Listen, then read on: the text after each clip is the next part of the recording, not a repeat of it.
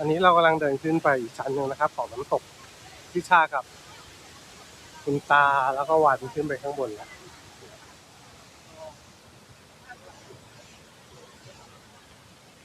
โอ้โหสวย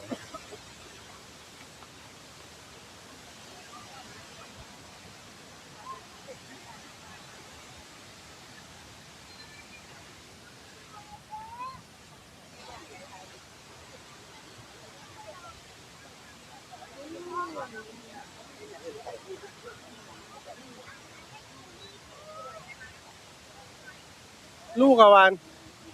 เล่นแล้วเหรอลงกับใคร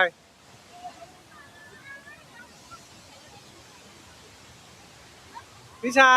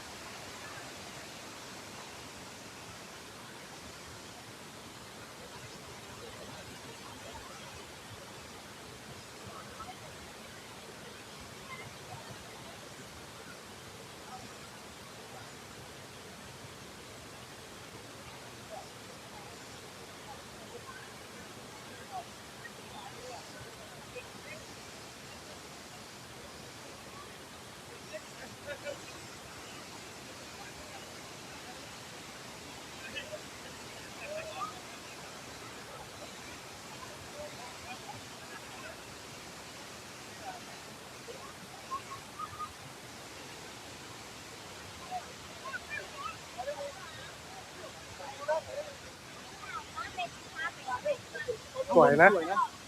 อ๋อนี่ต้องขึ้นอีกเหรอใช่ครับวันเอาแว่นลูกล็อกขาให้ดีอะวัน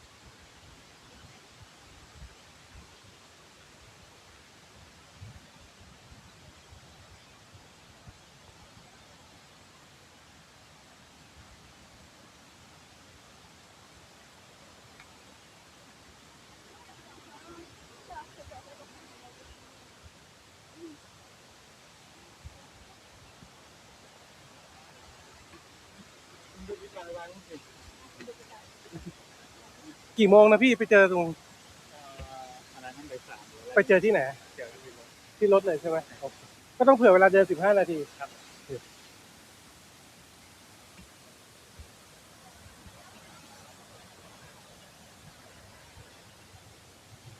สวยนะพ่อนะอีกขึ้นไปอีกไกลไหมพ่อไม่ไกลเท่าไหร่อยู่ข้างล่างพ่อเล่นน้ำกับวัน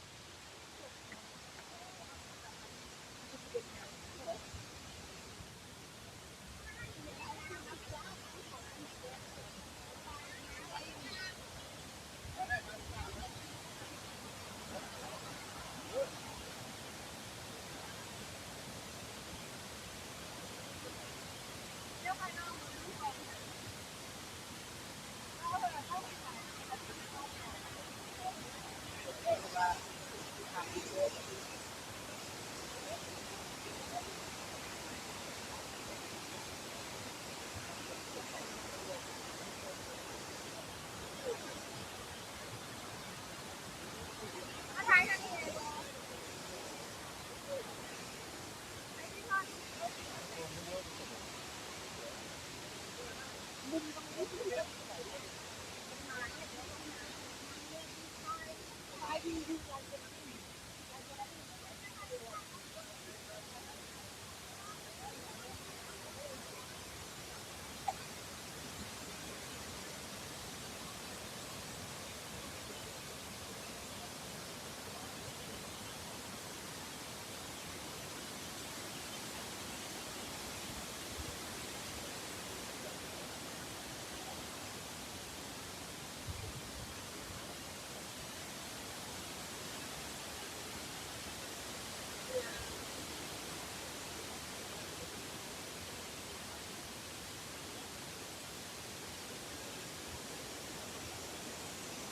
อนนี้เราอยู่จุดที่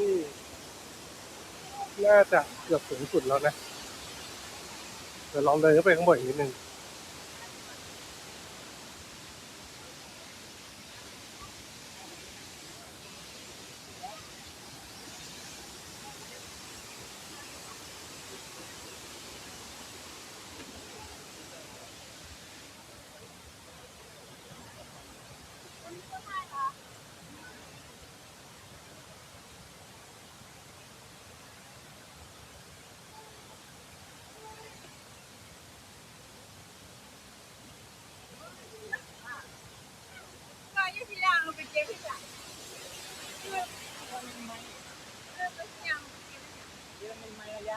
ลงไปได้ไปตีครับพี่เนาะ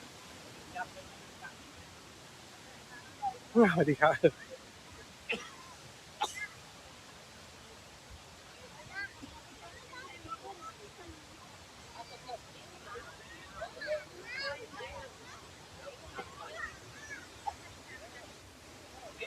ตาลงมายัง ลงแล้วครับล ล ง งแล้วนะครับโอเค เราต้องไปเจอที่รถบ่าย 3ใช่ครับ หรือว่าเจอกันตรงนี้ ชั้นหนึ่ง 2:40ตรงที่เล่นน้ำเนี่ย ชั้น 1ใช่ไหม ใช่ ได้สิอันนี้สุดได้ยังครับพี่พงษ์สุดยัง ไปเอาลูกเมียมาสวยมาก จริงๆถ้าคุณไม่มาคุณจะแย่ เดี๋ยวผมถ่ายวีดีโอ แล้ แป๊ ว บ ไป นึง ถ่ายกับสาวดีกว่า คร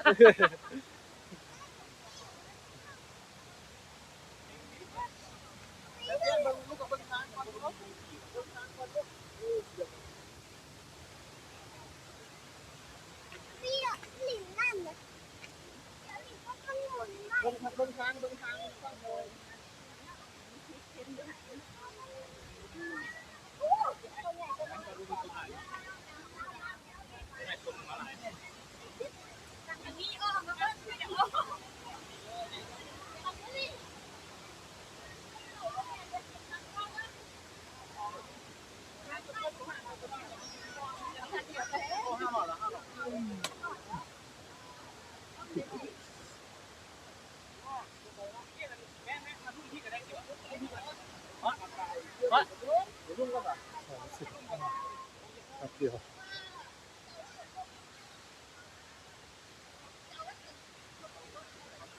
ว้าวสวยจัง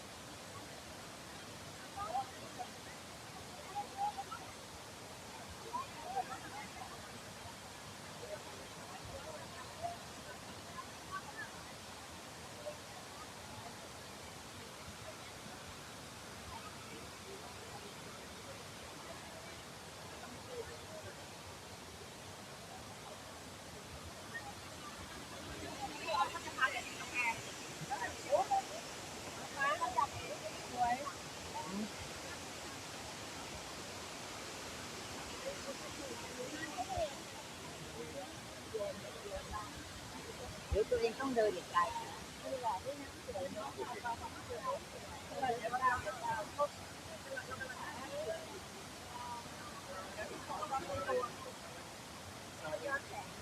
ร้อนหน่อยแล้วก็พอเห็นแสง ไอโฟนมันไม่ว่า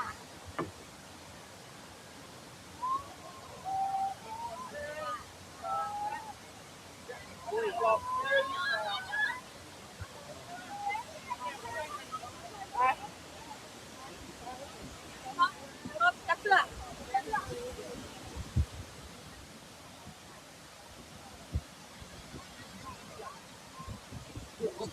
我怎么的看不来了？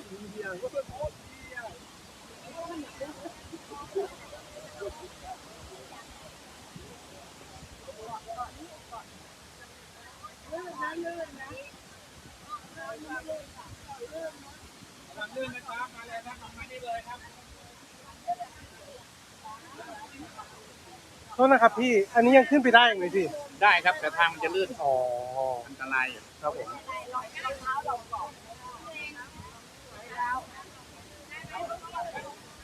ไม่มีวิวเลยครับเดี๋ยวค่อยไปตรงนู้นครับเดี๋ยวค่อยไประเบียงนับกุญแจนับมันยังไงนับจริงอ่ะครับเดี๋ยวมันรอเขาออกเดียวครับ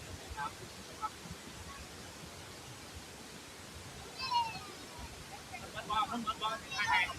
มาส่งมาใช่ อันนี้น่าจะจุด น่าจะที่สวยที่สุดแล้วที่จุดสูงสุดก็ขึ้นไปทางมันจะลื่นผมไม่ขึ้นละตรงนี้น่าจะเป็นไฮไลท์ของเขาแล้วนะครับ หนึ่ง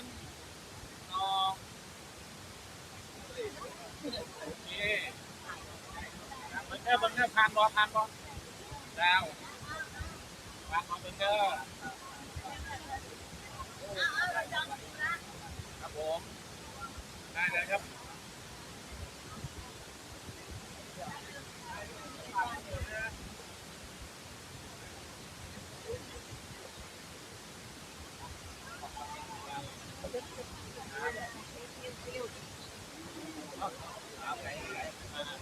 กระเป๋าขึ้นลายนะครับ